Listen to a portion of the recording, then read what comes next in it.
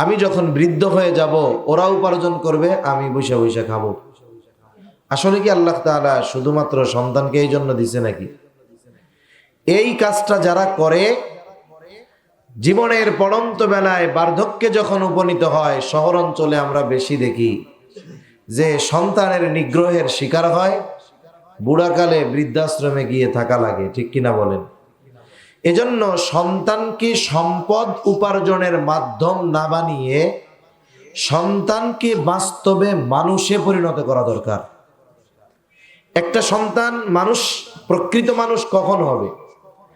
যত বৃদ্ধাশ্রম আছে, বিশেষ করে ঢাকা ওইদিকে, সব বৃদ্ধাশ্রমগুলোর মধ্যে যারা আছে অধিকাংশ তারা গরিব মানুষ তা নয়, সন্তানকে কষ্ট করে লেখাপড়া শিখাইছে, অনেক উচ্চ শিক্ষিত, গাড়ি বাড়ি আছে, দুনিয়ার কোনো অভাব তাদের নাই, 5 তলা 10 তলা বাড়ি আছে। কিন্তু আফসোস, যেই বাবা জীবনের সর্বস্ব ব্যয় করে ছেলেকে ডাক্তার বানিয়েছে, ইঞ্জিনিয়ার বানাইছে, এই ছেলেটার 10 তলা বাড়িতে বাবার জায়গা হয় না। 10 তলা তো বহুদূর, বাড়ির গাছতলায়ও জায়গা হয় না। কিন্তু আমাকে একটা সন্তান, একটা লোক আপনি দেখাতে পারবেন না যে বাবা সন্তানকে প্রকৃতপক্ষে মানুষ বানাইছে, মানে দিন শিখাইছে, ভালো মানুষে পরিণত করেছে। আল্লাহ প্রদত্ত যেই হকগুলো সন্তানের ছিল তার উপরে সন্তানের হকগুলো আদায় করছে। এই সন্তান যদি টাকাওয়ালা নাও হয়, এ সন্তান যদি কৃষকও হয়, এই সন্তান যদি দিন মজুরও হয়, সে কষ্ট করে হলেও বাবার খরচ বহন করে, রিক্সা চালায়, ভ্যান চালায়, কৃষি কাজ করে, সিএনজি চালায়, অটো চালায়, কিন্তু মা বাবাকে কখনো বৃদ্ধাশ্রমে দেয় না। ঠিক কিনা বলে? এজন্য বৃদ্ধাশ্রমে আপনি কোনো দিনদার মানুষের মা বাবা পাবেন না, দুনিয়াদার মানুষের মা বাবা পাবেন। অনেক ঘটনা বলা যাবে এরকম। বাংলাদেশের প্রসিদ্ধ একজন ব্যক্তি, আল্লাহর বান্দা, মারা গেছে। তিনি তার সন্তানদের সর্বস্ব ব্যয় করে জাগতিক লাইনে সফলতা অর্জন করিয়েছেন। সবাই আমেরিকার সিটিজেন, আমেরিকার নাগরিক, টাকা পয়সার অভাব নাই, ওই দেশে অনেক উচ্চ বেতনে তারা চাকরি করে।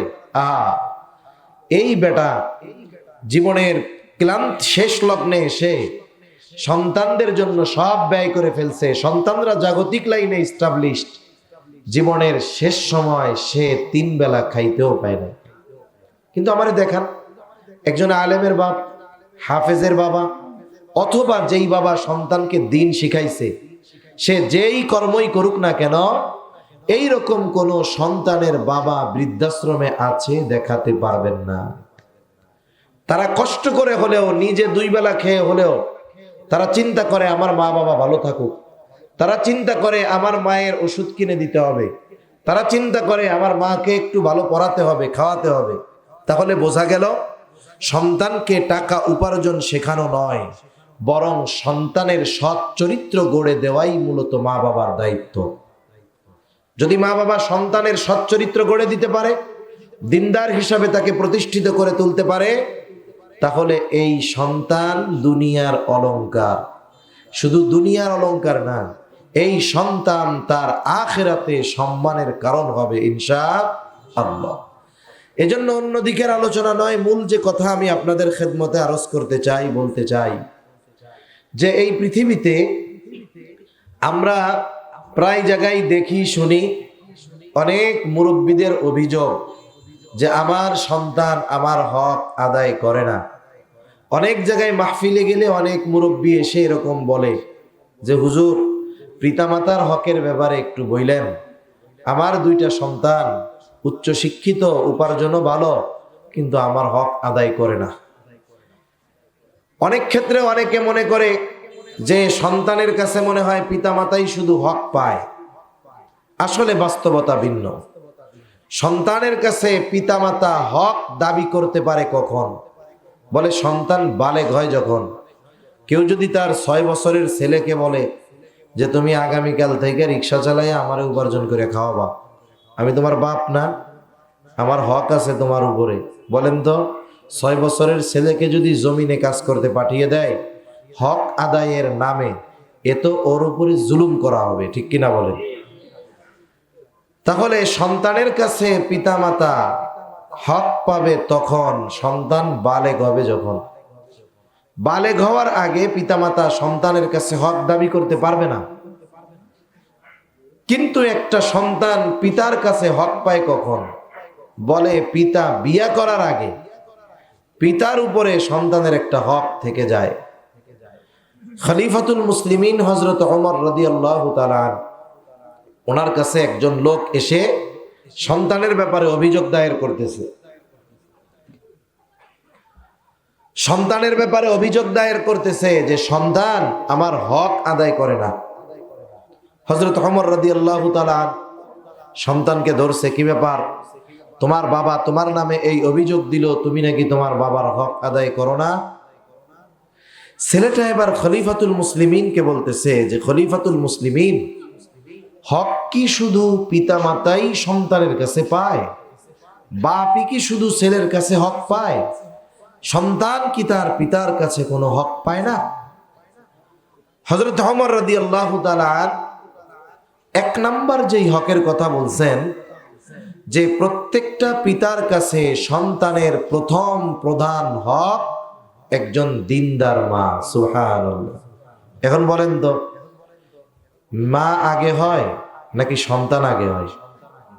নিঃসন্দেহে মা হয়, মানে বিবাহের পরে অনাগত সন্তানের মা হয়ে গেল। তাহলে একটা পিতা যদি কোনো বদ্দিন মেয়েকে বিবাহ করে, সন্তান হবে কি হবে না আল্লাহ জানে, কিন্তু একটা বদ্দিন মেয়েকে বিবাহ করার সাথে সাথে ওই লোকটা তার অনাগত সন্তানের হক নষ্ট করে বসে থাকে। এজন্য কি দরকার? নবীজিও সমাধান দিয়ে গেছেন। বিবাহ করার ক্ষেত্রে মানুষ চারটা জিনিস দেখে বিবাহ করে। কয় জিনিস? চার জিনিস দেখে মানুষ বিবাহ করে। এক নাম্বার, দেখে তার সৌন্দর্য। দুই নাম্বার, দেখে তার দৌলত মাল। তিন নাম্বার, দেখে বংশ। চার নাম্বার, দিন। কিন্তু নবী দিনদারিত্বের ব্যাপারে বলেন ফাযফার বিযাতিদ দিন, তোমরা দিনকে প্রাধান্য দাও। বাকি তিনটা নাই, তবে মেয়েটা দিনদার, বিয়া হয়ে গেছে, দেখতে কালো, অনেক টাকা পয়সা নাই, বংশ অনেক উঁচু না, কিন্তু দিনদারিত্বের কমতি নাই, ধৈর্য ধারণ করো, দেখা যাবে আল্লাহ তাআলা ওই কালো মেয়ের গর্ভে এমন সন্তান দিবে যা পিতামাতার চক্ষু শীতলকরণের কারণ হবে। ঠিক কিনা বলে? কিন্তু জামানা ভিন্ন। এখন দিনদারিত্ব থাকে অপশনাল। যদি দেখে চেহারা সুন্দর, টাকা পয়সা আছে, বংশ ভালো, দিনদারিত্ব আছে না নাই ওইটা দেখে না, তাড়াতাড়ি করে বিয়া করে ঘরে নিয়ে যায়। কিন্তু বাস্তবতা কি? বিবাহের আগে যারা বিবাহ করে যুবক, সে প্রাধান্য দেয় চেহারার, চামড়ার সৌন্দর্যের, আর বিবাহের পরে গুরুত্ব পায় চরিত্রের সৌন্দর্যের। ঠিক কিনা কর? এখন বলেন তো, যার মধ্যে দিনদারিত্ব নাই, তার চারিত্রিক বৈশিষ্ট্য বলি সুন্দর হবে এটা আশা করা যায় না। এজন্য আমরা কি দেখি? অনেক সুন্দর চেহারার মানুষের বিবাহ কোটি টাকার কাবিন হলেও 1 বছরও টেকে না।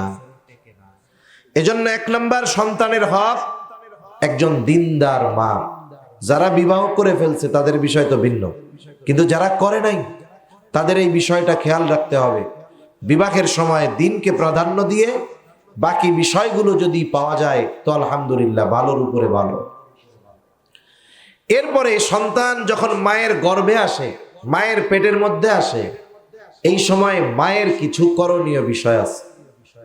মাইকের আওয়াজ যাইতেছে, মা বোনরা হয়তো শুনতেছে। মায়েদের কিছু করণীয় বিষয় আছে। কি করবে সে? উচিত তো ছিল যখন সন্তান গর্ভে আসে তাকে অন্যান্য সময়ের তুলনায় আমল বাড়ায়া দেওয়া। কারণ চিকিৎসা বিজ্ঞান বলে যে সন্তান যখন মায়ের গর্ভে প্রাণ পায়, ওই সন্তান মায়ের সব কিছু অনুভব করতে পারে। সুবহানাল্লাহ। যখন আল্লাহ তাআলার কুদরতে একেবারে একটু ক্ষুদ্র শুক্রকীট মায়ের রেহেমে পৌঁছায়, মানে বাচ্চাদানিতে যখন পৌঁছায়, ওইটাকে আল্লাহ তাআলা 120 দিনের প্রসেসিং এর পরে একটা মাংস পিণ্ডে আল্লাহ তাআলা রূপদান করেন। 120 দিন পরে একটা কি হয়? মাংসের টুকরা হয়। আর মাংসের টুকরাটা থাকে মরা। আল্লাহ তাআলা কোরআনুল কারীমের মধ্যে বলেন, আল্লাযী খালাকাল মাউতা ওয়াল হায়াতা লিয়াবলুয়াকুম আইয়ুকুম আহসানু আমালা। আল্লাহ রাব্বুল আলামিন বলেন, তিনি আল্লাহকে বলে আল্লাযী খালাকাল মাউতা ওয়াল হায়াত, যিনি মৃত্যু এবং জীবন সৃষ্টি করেছেন। আল্লাহ তাআলা এখানে আগে মৃত্যুর কথা বলেছেন, এরপরে হায়াতের কথা, জীবনের কথা বলেছেন। কিন্তু স্বাভাবিক দৃষ্টিকোণ থেকে আমরা দেখতে পাই এখন বেঁচে আছি, এরপরে মারা যাই। কিন্তু আল্লাহ তাআলা আগে মৃত্যুর কথা বলেছেন, পরে জীবনের কথা বলেছেন। তার মানে আমি আপনি মায়ের পেটে প্রথমে মৃত ছিলাম। 120 দিন পর্যন্ত যখন মায়ের পেটে আমি আপনি ছিলাম একটা মাংসের টুকরা মরা, ওর মধ্যে কোনো প্রাণ ছিল না। 120 দিন পর আল্লাহ তাআলার নির্দেশে ফেরেশতা মায়ের রেহেমের মধ্যে চলে আসে। আল্লাহ তাআলার নির্দেশে ওই মৃত মাংসের টুকরার মধ্যে রূহ ফুঁকে দেয়। সাথে সাথে মরা মাংসের ওই টুকরোটা প্রাণ ফিরে পায়, নড়াচড়া শুরু করে দেয়। একটা মানুষের সর্বপ্রথম তৈরি হয় হার্ট, কল্ব। এই জন্য মানুষের হার্ট যতক্ষণ সচল থাকে, হার্ট যতক্ষণ নড়াচড়া করে, পাম্পিং করে, ততক্ষণ পর্যন্ত ওই লোকটাকে জীবিত বলে সাব্যস্ত করা হয়। লাইফ সাপোর্টের মধ্যে আছে, সব অবশ, সব কিছু অবশ, কিন্তু নার্ভ চেক করে। কানের মধ্যে ওই যে লাগায়া এইখানে দেখে হার্টবিট আছে কিনা, ওর কোনো খবর নাই। কিন্তু যতক্ষণ হার্টবিট চলে, কয় বাইসে আছে রে, বাইসে আছে। মায়ের পেটের মধ্যে আল্লাহ তাআলা সর্বপ্রথম এই হার্ট সৃষ্টি করে। যখন ওই মাংসের টুকরার মধ্যে প্রাণ যায়, তখন ওইটা নড়াচড়া শুরু করে। মা অনুভব করতে পারে পেটের বাচ্চাটা প্রাণ পেয়ে গেছে। এরপরে আল্লাহ তাআলা আস্তে আস্তে শরীরের বাকি অঙ্গগুলোকে সৃষ্টি করে। কান হয়, মুখ হয়, হাত হয়, পা হয়, এগুলো পরে আস্তে আস্তে। চিকিৎসা বিজ্ঞান বলে যখন একটা বাচ্চার হার্ট তৈরি হয়ে যায়, ওই মা যা কিছু চিন্তা করে তার পরিপূর্ণ প্রভাব ওই বাচ্চা তখন অনুভব করতে পারে। কিছু হয় নাই, শুধু হার্ট হইছে, কিন্তু মা যদি কোনো কিছু চিন্তা করে, সেটার প্রভাব ওই যে মায়ের পেটে খালি হৃদয় হইছে, প্রাণ পাইছে, ও অনুভব করে। সুবহানাল্লাহ। এরপরে যখন আস্তে আস্তে হাত, পা, চোখ, কান হয়ে যায়, মা কি বলে, মায়ের পেটের মধ্যেই বাচ্চা শ্রবণ শক্তি পায়, মানে শোনার ক্ষমতা পেয়ে যায়। ও তখন শুনে কান লাগায় মা কি বলে। এই বিষয়গুলো নিয়ে বিশদ গবেষণা করার পর আমেরিকার একজন চিকিৎসক তিনি বলতেছেন, মহিলাদের উদ্দেশ্য করে বড় সেমিনার করে উনি বলতেছেন, যদি কোনো মহিলা চায় যে তার ছেলে বা বাচ্চা ভালো গায়ক হবে, সে যেন যার কণ্ঠ ভালো তার গান শুনে। যদি চায় যে বাচ্চাটা অভিনেতা হবে, তাহলে সে যেন যার অভিনয় ভালো লাগে তার অভিনয় দেখে। এখন বলেন তো, যদি মা গান শুনলে পেটের বাচ্চা ভালো গায়ক হয়, যদি মা অভিনয় দেখলে পেটের বাচ্চা ভালো অভিনেতা হয়, তাহলে ওই মা যদি কোরআন পড়ে, ওই মা যদি কোরআন শুনে, ওই মা যদি দুরূদ পড়ে, ওই মা যদি ইস্তেগফার পড়ে সময়গুলো অতিবাহিত করে, তাহলে তার ছেলে তো কোরআন প্রেমিক হবে। ঠিক কিনা বলে? কিন্তু কি অবস্থা, যখন বাচ্চা পেটে আসে, এখন তো আর নড়াচড়া বেশি করতে মানা করছে ডাক্তার। এবার স্বামীকে বলে, এই যে বাকি 8-9 মাস সময় কেমনে কাটাবো, আমার একটা মোবাইল কিনে দেন। স্বামী চিন্তা করে, ঠিক আছে দেই কিনা, এই জায়গার লোকটা কই, মাইক অপারেটর ভাই কই, চিন্তা করে দেই তাহলে একটা মোবাইল কিনা। এইবার মোবাইল কিনে দেওয়ার পরে কি বলে, বলে একটা ইন্টারনেটের সিম কিনা দেন। এরপরে বলে আমার একটু এমবি কিনা দেন। এরপরে যখন এমবির লাইন মাঝে মধ্যে চইলা যায়, কয় ঝামেলা মাঝে মধ্যে থাকে না, আমার একটা ওয়াইফাই লাইন দিয়ে দেন যেন 24 ঘন্টা ইন্টারনেট পাওয়া যায়। এইবার সন্তান পেটে নিয়ে সিনেমা দেখে, গান শুনে, ফেসবুক চালায়, মোবাইল দেখে, এরপরে বাচ্চা দুনিয়ায় আসে, যেটা 3 দিন বয়স, কান্নাকাটি করে, মোবাইল সামনে নিলে আসতে চাইয়া থাকে, কান্না বন্ধ হয়ে যায়। ঠিক কিনা বলেন? কেন? বলে মা পেটে বাচ্চাকে নিয়া যা করে তার পূর্ণ প্রভাব ওই বাচ্চার উপরে পড়ে। এজন্য মায়েদের কি করণীয়? মায়েদের করণীয় হলো ওই সময় যদি দৈহিক ইবাদত বেশি নাও করতে পারে, কমপক্ষে মৌখিক ইবাদত গুলো করা, জিকির আজগার করা, তাসবিহ তাহলিল পাঠ করা, তাহলে এর দ্বারা তার সন্তানের প্রতি প্রভাব পড়বে ইনশাআল্লাহ। আপনারা কুতুবউদ্দিন বখতিয়ার কাকি রহমাতুল্লাহি আলাইহির কথা শুনছেন হয়তো। এই তুমি একটু এসে একটু আগায় দাও, অপারেটর এখানে বসে থাকবে, নড়ে কেন? একটু তুমি পারবা? এদিকে একটু আগায় দাও, এদিকে ধাক্কা দাও, নিচে দুইটা থাক। হ্যাঁ, ধন্যবাদ, জাযাকাল্লাহ। কুতুবউদ্দিন বখতিয়ার কাকি রহমাতুল্লাহি আলাইহির ব্যাপারে বলা হয়, ওনার যখন 6 বছর বয়স, ওনার মা ওনারে নিয়ে মক্তবে গেছে আলিফ বা শেখানোর জন্য। ওস্তাদের কাছে নিয়ে গেছে।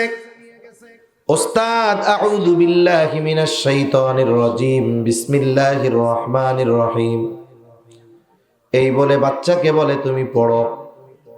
এইবার বাচ্চা আউযু বিল্লাহি মিনাশ শাইতানির রাজিম, বিসমিল্লাহির রহমানির রহিম পড়া শুরু করছে। ওস্তাদ মনে করছে এইটা শেষ হইলে বলবো আলিফ বা তা ফা, কিন্তু ওই বাচ্চা বিসমিল্লাহির রহিম বলার পরে আর থামে নাই। এই বাচ্চা এবার বলা শুরু করেছে আলহামদুলিল্লাহি রাব্বিল আলামিন আর রহমানির রহিম মালিকি ইয়াউমিদ্দিন। এইভাবে সূরা ফাতিহা শেষ, সূরা বাকারা শেষ, সূরা আলে ইমরান শেষ, সূরা নিসা শেষ, মাইদা শেষ, একটানা পড়তে পড়তে 18 পারা যখন শেষ, তার পড়াও শেষ। সুবহানাল্লাহ। এইবার ওস্তাদ বলে আপনি কারে নিয়ে আসছেন? আপনার ছেলে 18 পারার হাফেজ, আর আপনি তাকে মক্তবে নিয়ে আসছেন আলিফ বা তা সা পড়ানোর জন্য। মাও অবাক, বলে কি আমার ছেলেকে তো আমি এইগুলা পড়াই নাই। এইবার ওস্তাদ জিজ্ঞাসা করে আপনি কি হাফেজা নাকি? বলে না, পরিপূর্ণ কোরআন হিফজ করতে পারি নাই, তবে 18 পারা হিফজ করেছি। এখন ওস্তাদ বলে তাহলে কি আপনি সন্তানরে পড়াইছেন? বলে না, পড়াই নাই। আপনি পড়েছেন, সন্তান শুনছে? বলে হ্যাঁ। আমার এই সন্তান যখন আমার গর্ভে, আমি কত শতবার এই 18 পারা তিলাওয়াত করেছি, তার কোনো হিসাব নাই। সন্তান দুনিয়ায় আসছে, আমি তাকে কোলে নিয়ে কত শতবার এই 18 পারা খতম দিয়েছি, এরও কোনো হিসাব নাই। এখন পর্যন্ত রাতে শোয়া শোয়া তারে তিলাওয়াত শুনাইছি। এই তিলাওয়াত শুনে শুনেই তার জীবনের 6 বছরের বেশিরভাগ সময় কাটছে। ওস্তাদ বলে তাহলে আপনার সন্তান হয়তো আপনার মুখে তিলাওয়াত শুনে শুনে 18 পারার হাফেজ হয়ে গেছে। এক সময় আমরা মনে করতাম এটা মনে হয় অসম্ভব, বাস্তবে অসম্ভব নয়। মোবাইলের ইন্টারনেটে সার্চ দিলে দেখা যাবে।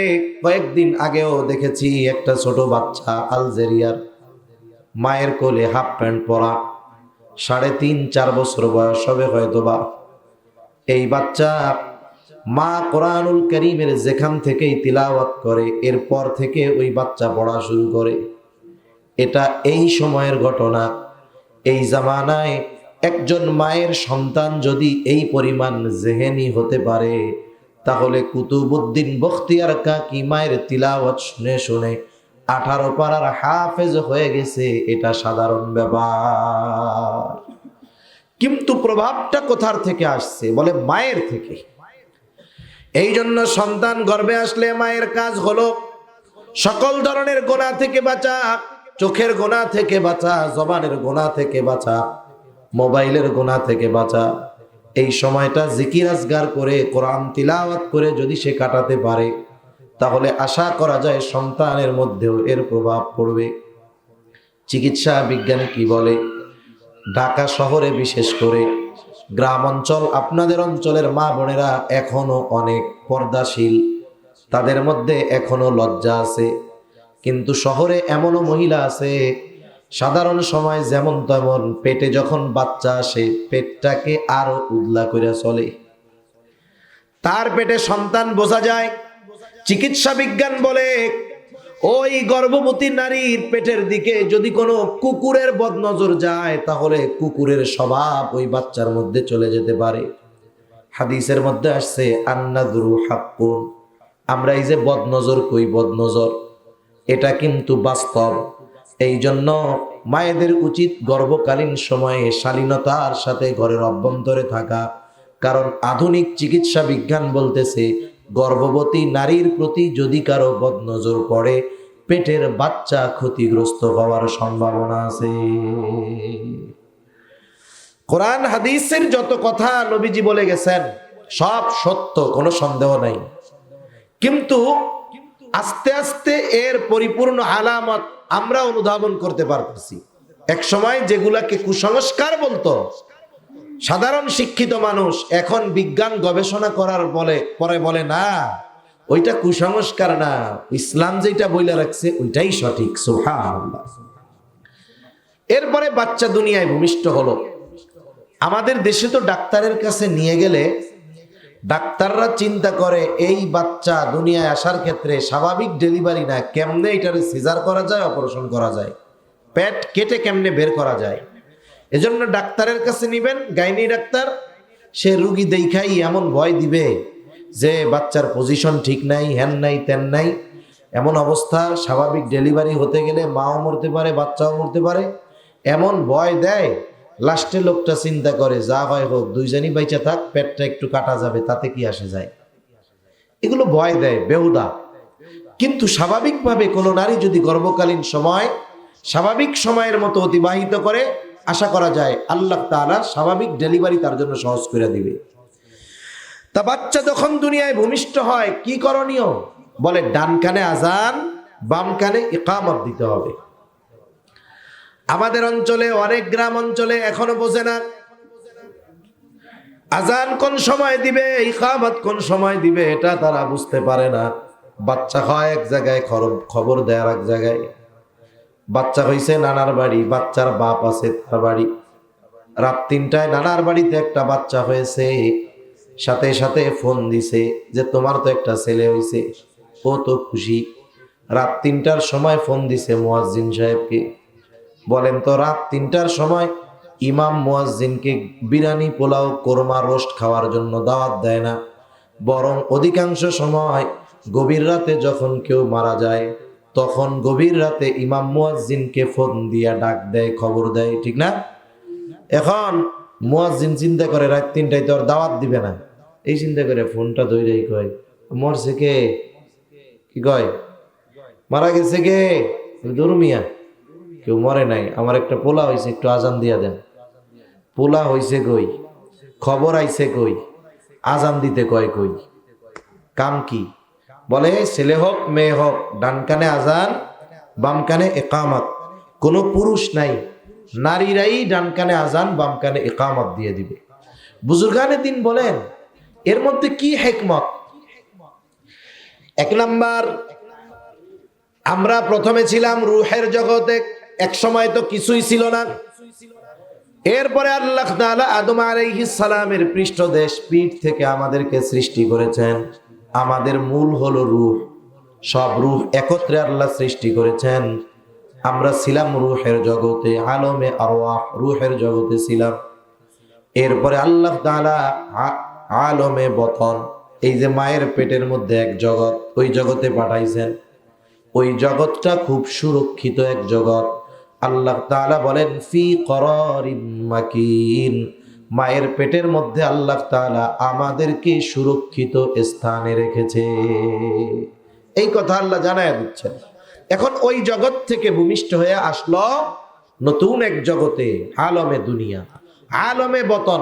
ওর ওই জগতে বাসিন্দা ও একাই ছিল, কোনো ঝামেলা টামেলা নাই, পেটের মধ্যে সে একা। ওই জায়গায় আমি আপনি মনে করতাম এটাই মনে হয় দুনিয়া, কিন্তু এখন যখন এই দুনিয়ার জগতে আসছে হরেক রকমের হরক কিসিমের মানুষ আছে। আসলে মূলত কাহিনীটা কি?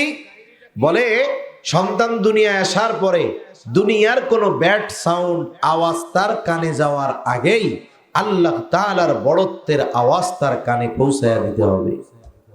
বড়ত্বের আওয়াজ তার কানে পৌঁছায়া দিবে। সাথে সাথে আর একটা বিষয় কি, জীবনের জন্য একটা শিক্ষা এখানে। আপনাদের এলাকায় যখন নামাজের ওয়াক্ত হয়, এশার আজান দিল মনে করেন 7টায়, জামাত 7:15, যখন নামাজের জন্য দাঁড়ানো হলো, ইকামত দিল, ইকামত শেষ হওয়ার কয় ঘন্টা পরে তাকবীরে তাহরিমা দেয়? কথা বুঝেন নাই? সাথে সাথেই দেয় না, 1 সেকেন্ডও লাগে না। তাকবীরে তাহরিমা, ইকামত শেষ, সাথে সাথে ইমাম সাহেব কয় আল্লাহু আকবার। তাকবীরে তাহরিমা শেষ হইল, ইকামত শেষ হইল, আর নামাজের জন্য তাকবীর দেওয়া হলো, সময়টা খুব স্বল্প।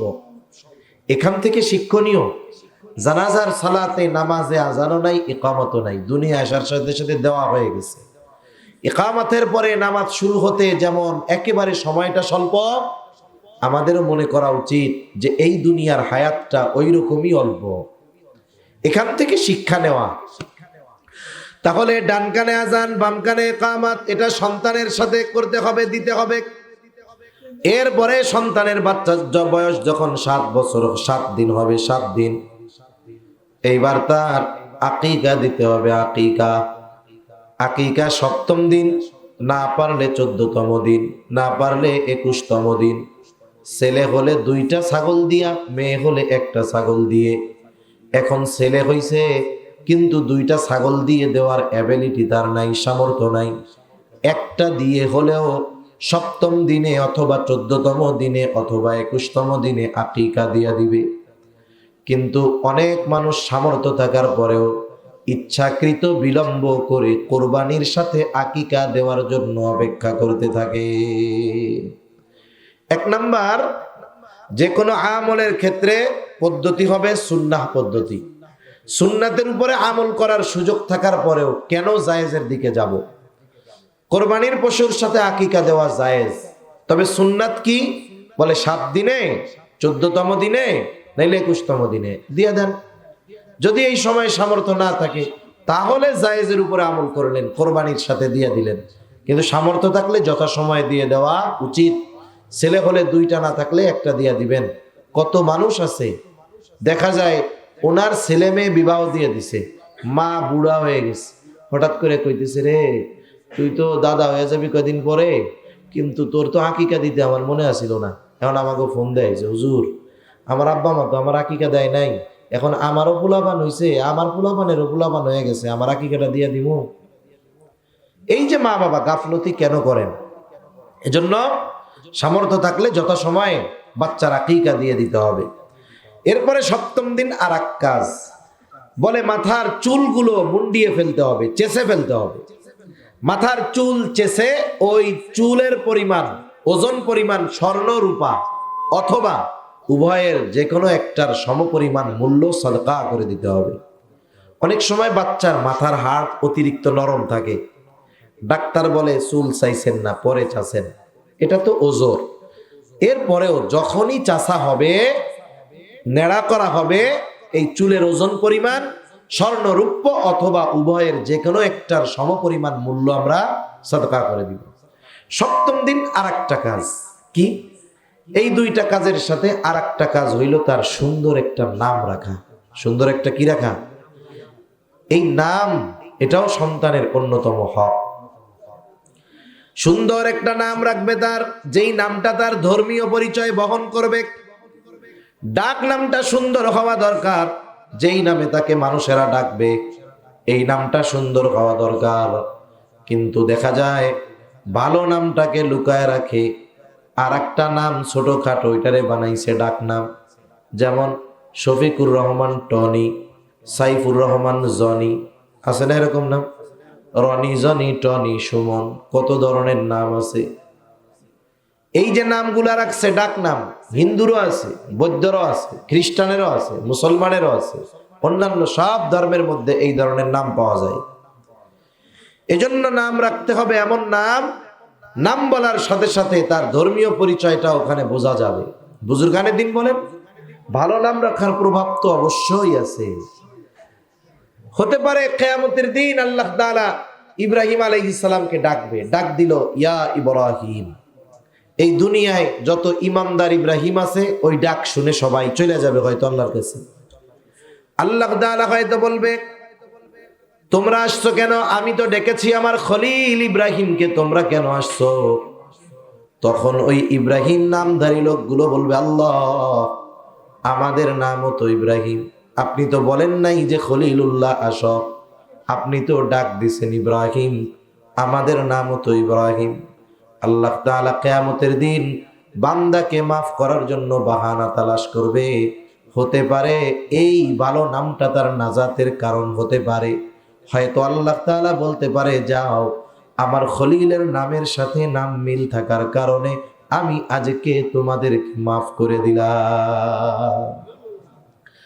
সেই জন্য ভালো একটা নাম রাখবো। হাদিসের মধ্যে আসছে আল্লাহ তাআলার কাছে সবচাইতে প্রিয় নাম আবদুল্লাহ আর আবদুর রহমান। এলাকায় আব্দুল্লাহ বেশি, আব্দুর রহমান বেশি। এখন কি রাখবেন? বলে আল্লাহ তাআলার গুণবাচক অনেক নাম আছে, ওই নামগুলোর সাথে আবদুন শব্দ যোগ করে রেখা দেন। আবদুর রহিম, আবদুস সামাদ, আবদুল মালিক, আবদুল খালেক, আবদুল হামিদ। আছে না নাই? সুন্দর না নামগুলো? মাথা নাড়েন, মুখ দিয়ে এখন সুন্দর না অসুন্দর? সুন্দর। এখন নাম যেহেতু সুন্দর, ডাকতে হবেও তো সুন্দর করে। যার নাম আব্দুর রহিম তারে কি ডাকবো?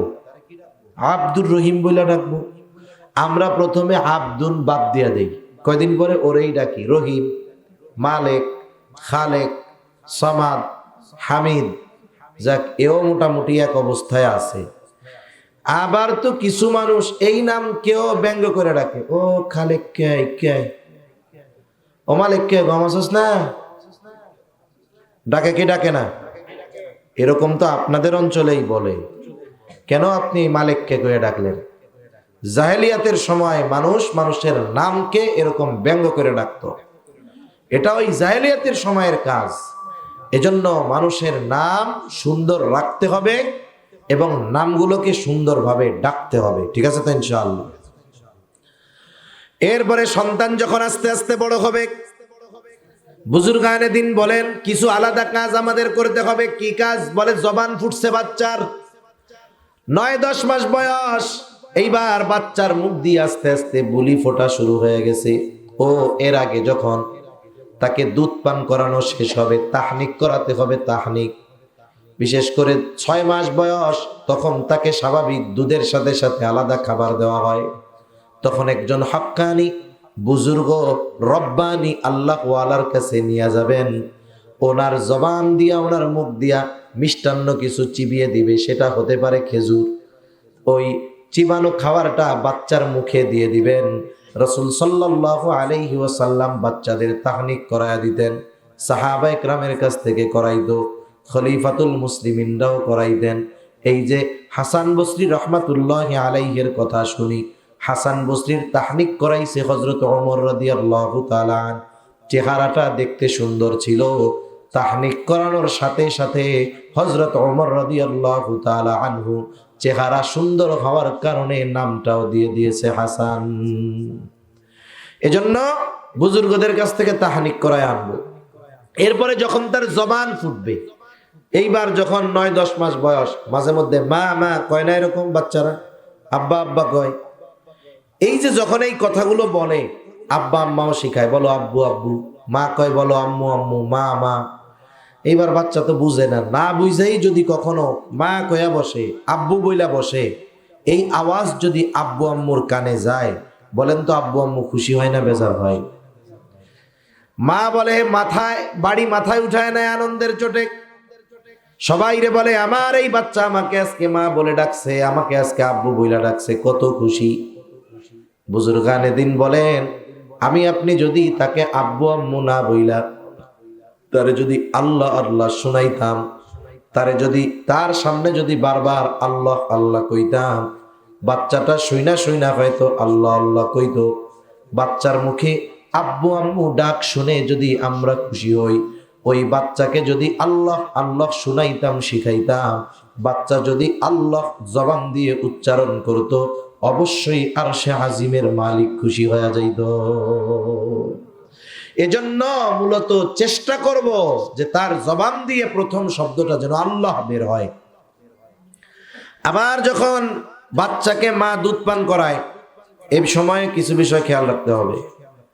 আধুনিক বিজ্ঞান বলে যে বাচ্চাকে যখন মা দুধ পান করাবে, ওই সময় বাচ্চা যখন দুধ পান করে তখন বাচ্চা 100% মায়ের দিকে তার খেয়াল থাকে। কার দিকে?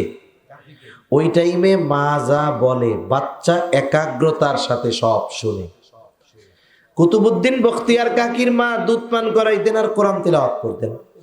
আর আমাদের স্মার্ট মা, ডিজিটাল জামানা তো আমরা পার হয়ে আইছি, কিন্তু ডিজিটাল তো অতীত।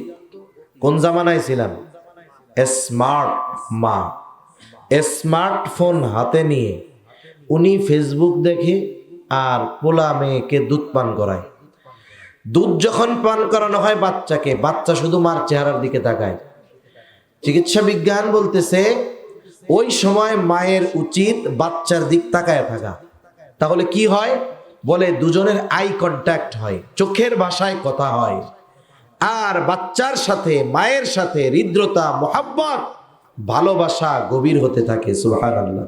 এজন্য বাড়ি গিয়া যাদের বাচ্চা কাচ্চা আছে দুধ পান করে, বলে দিবেন যে দুধ পান করানোর সময় মোবাইল টোবাইল টিপবা না, অন্য কিছু করবা না, হাট টিমাটিম টিম কবিতা শোনাবা না, অজু কইরা দুধ পান করানোর চেষ্টা করবা পবিত্র অবস্থায়। সাথে সাথে কোরআনের যতটুকু জানা আছে তিলাওয়াত করে শোনাবা, না পারলে দুরূদ শরীফ পড়ে শোনাবা। তাহলে কি হবে? বাচ্চার যেহেতু পরিপূর্ণ খেয়াল ওই সময় মায়ের দিকে থাকে, ওই সন্তান মায়ের কথা শুনে শুনে ওই কথাগুলোকে সে অন্তরস্থ করে নিতে পারবে। এরপরে সন্তান যখন একটু বড় হবে, এবার সন্তানকে সর্বপ্রথম দ্বীনি শিক্ষায় শিক্ষিত করবে, কোরআনের শিক্ষা দিবে। এটা সন্তানের অন্যতম গুরুত্বপূর্ণ হক। মনে রাখতে হবে, আমাদের শুধু দ্বীনি ইলম শিক্ষা করা ফরজ নয়, বরং আমার অধীনস্থ যারা আছে তাদেরকে দ্বীন শেখানোর ব্যবস্থা করাও আমাদের জন্য ফরজ। রাসূলুল্লাহ সাল্লাল্লাহু আলাইহি ওয়াসাল্লাম বলেন, তলাবুল ইলমি ফারিদাতুন আলা কুল্লি মুসলিম। দ্বীনি ইলম শিক্ষা করা প্রত্যেক মুসলমান নরনারীর উপরে ফরজ। দ্বীনি ইলম শিক্ষা ফরজ, তবে পরিমাণ কতটুকু? কেউ কেউ বলেন একটা মানুষ নিজে দ্বীনের উপরে চলতে যতটুকু ইলমে দ্বীন শেখা দরকার ততটুকু শেখা ফরজ। আবার কেউ কেউ বলেন না, কতটুকু শিখতে হবে? বলে আল্লাহ তাআলা কোরআনুল কারীমের মধ্যে বলেন, ইয়া আইয়ুহাল্লাযীনা আমানু কু আনফুসাকুম ওয়া আহলিকুম নারা। আল্লাহ তাআলা বলেন, হে ঈমানদারেরা, তুমি নিজে জাহান্নামের আগুন থেকে বাঁচো, অধীনস্থদেরকে জাহান্নামের আগুন থেকে বাঁচাও। এখন বলেন তো, নিজে জাহান্নাম থেকে যদি বাঁচতে হয় কি করতে হবে? বলে আল্লাহ তাআলার হুকুম আহকাম মানতে হবে।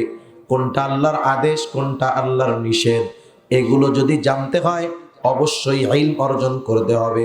তার মানে একজন মানুষ নিজে জাহান্নাম থেকে বাঁচার জন্য যতটুকু ইলমে দ্বীন দরকার, সাথে সাথে আল্লাহর আদেশ অধীনস্থদেরকে জাহান্নামের আগুন থেকে বাঁচাও। কেমনে বাঁচাবো?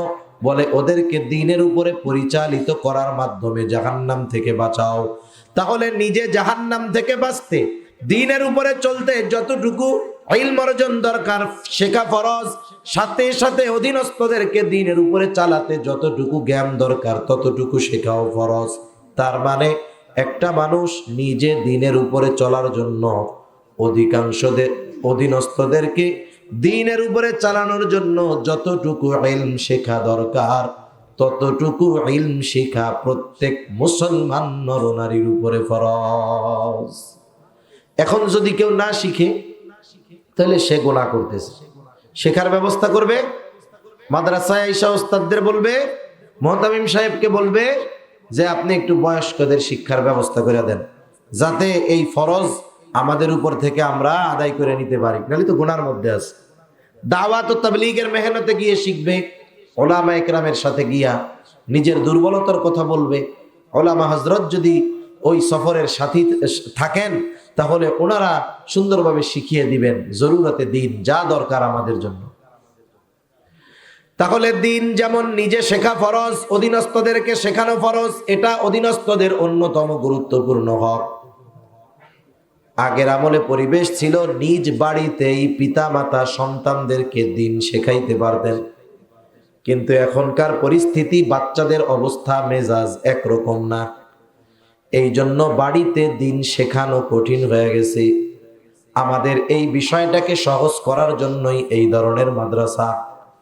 এই মাদ্রাসাগুলো আমাদের সন্তানদের দিন শেখানোর দায়িত্ব নিয়েছে। এই জন্য আমাদের দায়িত্ব হলো সন্তানকে জাহান্নাম থেকে বাঁচানোর জন্য, দিন শেখানোর জন্য এই ধরনের মাদ্রাসায় প্রথমে তাকে ভর্তি করে দেওয়া। বৃত্তিমূলক শিক্ষা, দিনী শিক্ষা হওয়া দরকার। এরপরে আপনি তাকে ইঞ্জিনিয়ার, ডাক্তার বানান, সেটা পরের কথা। কিন্তু ক্লাস 3, 4, 5 পর্যন্ত নুরানি মাদ্রাসায় যদি বাচ্চা একটা পড়ে, তাহলে সে সহি শুদ্ধভাবে কোরআন পড়তে পারে, পড়াতে পারে। সহি শুদ্ধভাবে অনেকগুলা সূরা তার মুখস্থ থাকে, আমলের সূরা বিশেষ করে যেগুলো।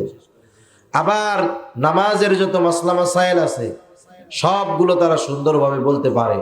2 রাকাত নামাজে 60টা মাসালা আমারে যদি কইতে কয়, আমার কইতে অবস্থা খারাপ হয়ে যাবে।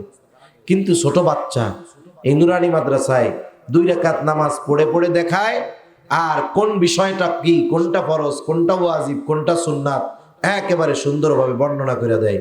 কত মুরব্বী আছে 30 বছর নামাজ পড়ে দোয়ায় কুনুত পারে না, কুলু আল্লাহ দিয়ে চালায় দেয়। অনেক মুরব্বী আছে এরকম। অথচ এই যে ছোট বাচ্চা যতটুকু দিন শেখা ফরজ এই মাদ্রাসায় শিখতে পারলো। এখন বলেন, আপনি যদি সন্তানদের টাকার মেশিন বানানোর চিন্তায় ওরে যদি এই ফরজ পরিমাণ দিন না শেখানোর ব্যবস্থা করেন, ওই সন্তান টাকা কামাই করবে ঠিক, কিন্তু আল্লাহ না করুক পরকালে যদি ও জাহান্নামী হয়, আগে আপনারে বলবে যে আল্লাহ ওনারে আগে জাহান্নামে নেন, এরপরে আমারে জাহান্নামে দেন। এজন্য যাদের সন্তান মাদ্রাসায় পড়ে তো আলহামদুলিল্লাহ, যাদের পড়ে না, আল্লাহ যাদের এখনো দেয় নাই, যাদেরটা পেটের মধ্যে আছে, যারা মাত্র বিয়া করছে অথবা বিয়া করে নাই, এখনই নিয়ত করবে বিয়া না করলে যে আল্লাহ দিনদার একটা মেয়ে নসিব করেন, ছেলে যদি হয় মেয়ে যদি হয় আগে মাদ্রাসায় পড়াবো। যারটা পেটের মধ্যে আছে নিয়ত করবেন আল্লাহ সুস্থতার সাথে যদি দুনিয়ায় সন্তান আসে, ও যখন বয়স হবে ওরে আগে মাদ্রাসায় পড়াবো। যার বাচ্চা আছে এখনই নিয়ত করেন মাদ্রাসায় পড়াবো। যারা পড়াচ্ছেন তো আলহামদুলিল্লাহ, কমপক্ষে কতটুকু বলে নুরানির 3, 4, 5 পর্যন্ত পড়ান। তাহলে কি হবে, যতটুকু দিন শেখানো ফরজ ছিল শিখবে। আপনার উপরে তার গুরুত্বপূর্ণ একটা হক ছিল, এটা আদায় করে ফেললেন।